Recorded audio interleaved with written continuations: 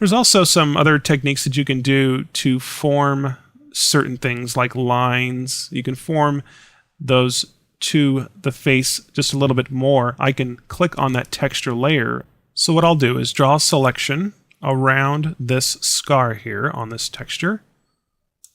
And then let's come up here to select, and what we're going to want to do is feather this selection so it's nice and smooth. So when we distort this scar, it's going to be nice and smooth around the edges.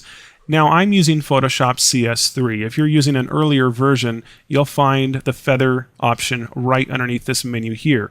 But in Photoshop CS3, it's now in Modify, and then you'll find a little menu will pop out, and then you'll find the feather option right here. I'm going to go ahead and feather this by 20 pixels, so just enter in 20 there and press the OK button.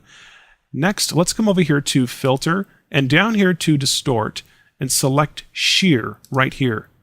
And this will allow us to shear and to push this or to curve this scar just a little bit so it looks like it's going with the shape of her face, sort of almost like a cheekbone or something like that. So I can make a little point in the middle here and just pull this out just a touch and maybe move this up just a little bit, something like that. Let's go ahead and see how that looks. I'll click OK, and there you go. You can see that sort of pops out there on her cheek, and I'll just come over here to select and deselect that selection. So you can do something like that, make that texture, make it look like it really fits on her face. So those are just some other little creative things that I did to this image to make it look a little bit more realistic. I'm going to go ahead and just click on this paintbrush and paint on this mask. I don't want that scar going through her eye, so I'll just go ahead and do something like that. Okay, great. And last, what I did is I applied a texture to all the pieces that are breaking apart here.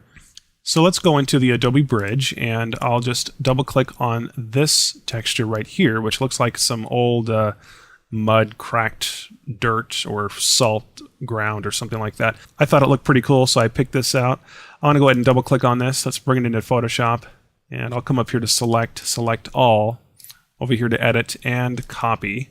And then I'll scroll down here, I'll click just above this texture that we applied on this image adjustment, and I'll come over here to edit, paste, and that'll place it just above the image adjustment on our peeling paint texture layer here. What we're going to do is blend this texture over the image in the back.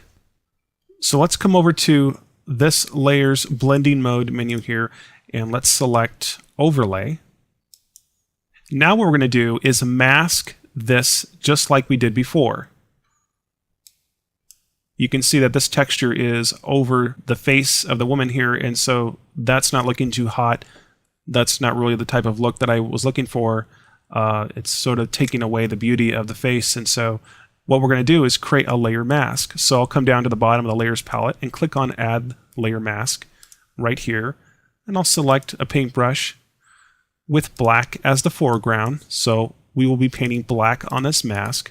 I'll make this just a little bit larger here, and I'll just start to paint on this mask where I don't want this texture to be at.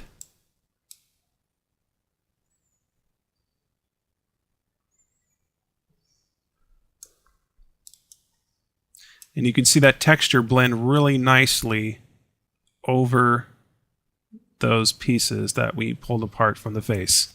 And I'll go ahead and turn on my larger pieces here, and you can see that those are being blended nicely. And I did create an image adjustment for this as well.